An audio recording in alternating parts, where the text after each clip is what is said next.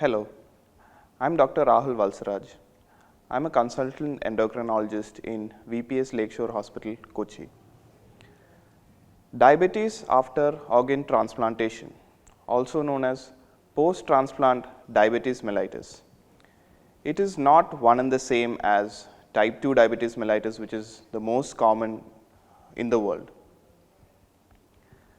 Today I'm going to talk about the importance of post-transplant diabetes mellitus, the risk factors of developing post-transplant diabetes mellitus, the definition and how can we prevent and treat post-transplant diabetes mellitus.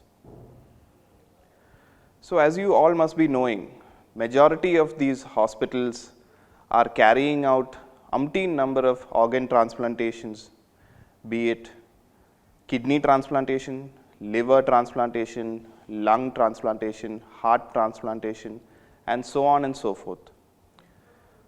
So more number of cases of post-transplant diabetes mellitus are coming up. And post-transplant diabetes mellitus is associated with increased number of cardiovascular events and also increased chance of death. So it is important to diagnose it early, apart from that to prevent it and also to treat it early. So if you are comparing type 1 diabetes mellitus, type 2 diabetes mellitus and post-transplant diabetes mellitus, type 1 diabetes mellitus is usually due to the autoimmune destruction of our pancreatic beta cells. So that is, our own immune system is destroying the pancreatic beta cells.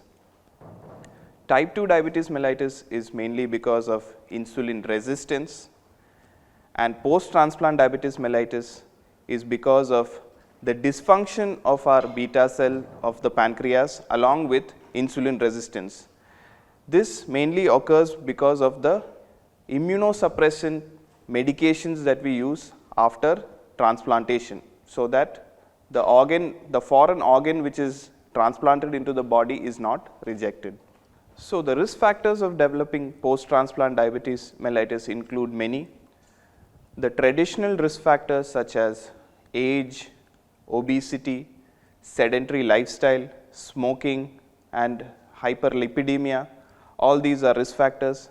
Apart from that, the organ which is transplanted, is it from a live donor or is it from a deceased donor, also plays a role.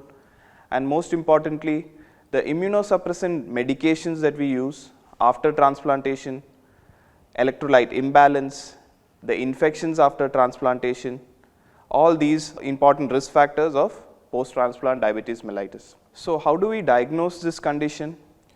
So usually the initial 45 days we don't diagnose post-transplant diabetes mellitus because the initial 45 days after transplantation, because of stress and because of the usage of corticosteroid medications, the blood sugar can remain elevated. So usually it is diagnosed after the initial 45 days of transplantation.